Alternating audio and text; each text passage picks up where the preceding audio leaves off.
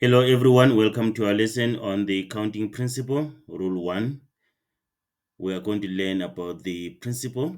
This is our first lesson on the counting principle, so it is very, very crucial that we understand this lesson. Right, we're going to use what we have covered so far to introduce this concept. So we've covered the tree diagram. We understand the tree diagram. So we're going to use the tree diagram for us to understand what? To understand the counting principle. Okay. Right. So let's look at this situation. Consider a situation where you flip a coin twice. Okay. Can be two coins flipped um, simultaneously, consecutively, or one coin flipped twice. We're getting the same what? The same outcomes. So how many possible outcomes are there? How many possible outcomes are there if you flip a coin twice? Right, we can use the tree diagram to get our possible outcomes. Right, we have the first toss. You toss the coin for the first time, you can get heads or tails. And then if you get heads in the first toss, in the second toss you can get what? Heads or tails also. If you get tails in the first toss, in the second toss you can get what? You can get heads or tails and tails, isn't it? So how many possible outcomes do we have here? We have one, two, three, four possible outcomes. You see that? Okay. Right. Now, um, if you check, using the tree diagram may be time consuming. And let's say, for example, the first event has 9 possible outcomes. And then the second event has 7 possible outcomes. How do you draw a tree diagram for such a situation? You see that it may become very, very difficult. Right, so we can use a calculation to do what? To find the number of possible outcomes. We can use the calculation to find the number of possible outcomes. Right, so here if you check the first choice, there are what? 2 possible outcomes. The second choice, 2 possible outcomes. If you say 2 times 2, what do you get? We get the number, the total number of the possible outcomes, which is what? Which is 4. Okay? Right. Let's look at another situation. Let's look at another situation and see if we're going to get what? The same possible outcomes if we use the calculation and the tree diagram. Right. T can be made using these choices, Roy Boys, Joko, Techless. So I'll use the letters R, J, and T to represent those outcomes. And then milk, M, no milk, NM. Then sugar, S there, and then no sugar, NS. How many different types of tea may be made from these choices? So we can use the tree diagram to find these possible outcomes. You see that? So we have the first choice, 3 there, second choice, 2, third choice, 2. But now how many possible outcomes we have here? If you check, there are 12 of them. We can even count them and see, are they 12? 1, 2, 3, 4, 5, 6, 7, 8, 9, 10, 11, 12. You see that? There are 12 possible outcomes. So instead of drawing this tree diagram, we can use the calculation. We can say from first choice we have 3 possible ways, second choice 2 possible ways, third choice 2 possible ways. If we say 3 times 2 times 2, we get what? We get 12. You see that? We get 12. So there are 12 possible outcomes here. So now, like we said, we can use the calculation to get these possible outcomes. So this calculation, here's a special name. What is it called? This calculation is called the fundamental counting principle. The fundamental counting principle, and can be stated in general as follows. We can say that if one event can occur m ways and the second event in n ways, then the number of possible outcomes is m times n. Okay, this can be extended. Remember, this can be extended. Like here we have what? We have 3, 2, and 2. You see that it's not about two things, multiplying two things here, even four things, even five things can be extended. So like here we say 3 times 2 times 2 there.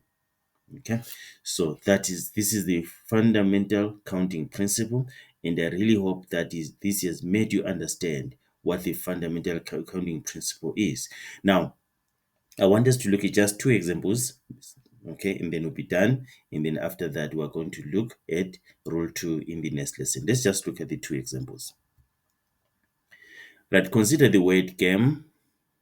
It has how many letters? 4 letters.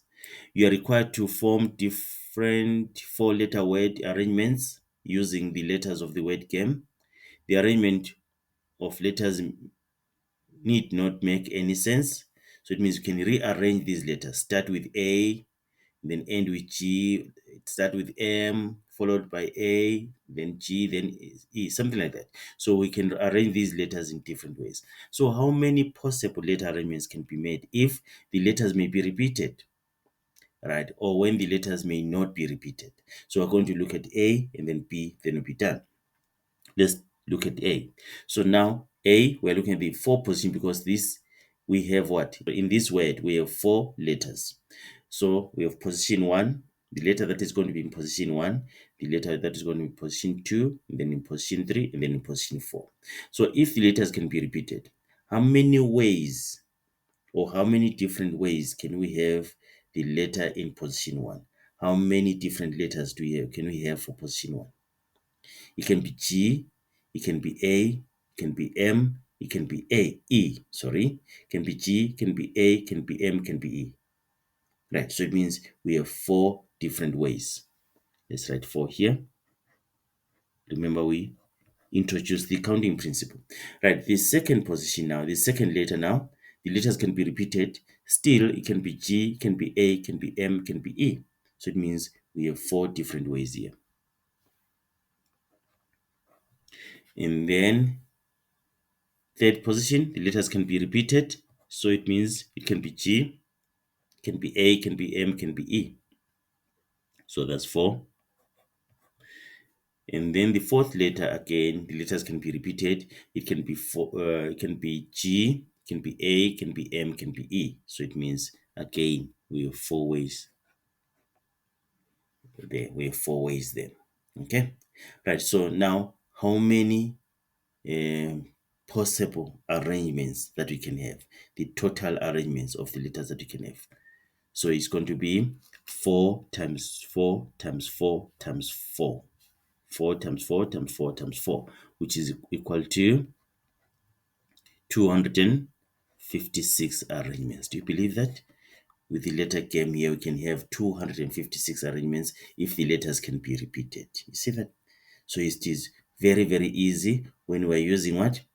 The fundamental counting principle. Okay, right, let's look at B. Now the letters may not be repeated. So we have position 1. So it means position 1, we are going to have 4 ways of having the letters can be G, A, M, or E. So it's 4 ways. Now, but the letters may not be repeated. Let's say maybe the first letter was M. So second position, how many letters do we have to choose from? If the first letter is M, for example, it means the second letter can be G or A or E. So we have 3 ways.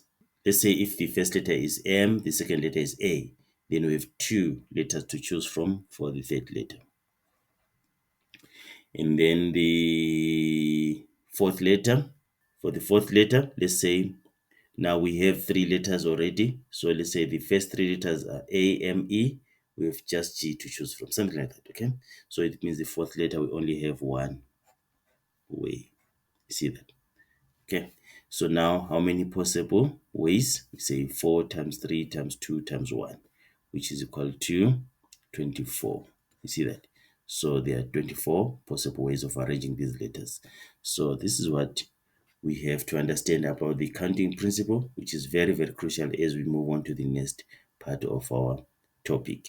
Right, we're going to meet when you do rule 2 of what? Of the counting principle.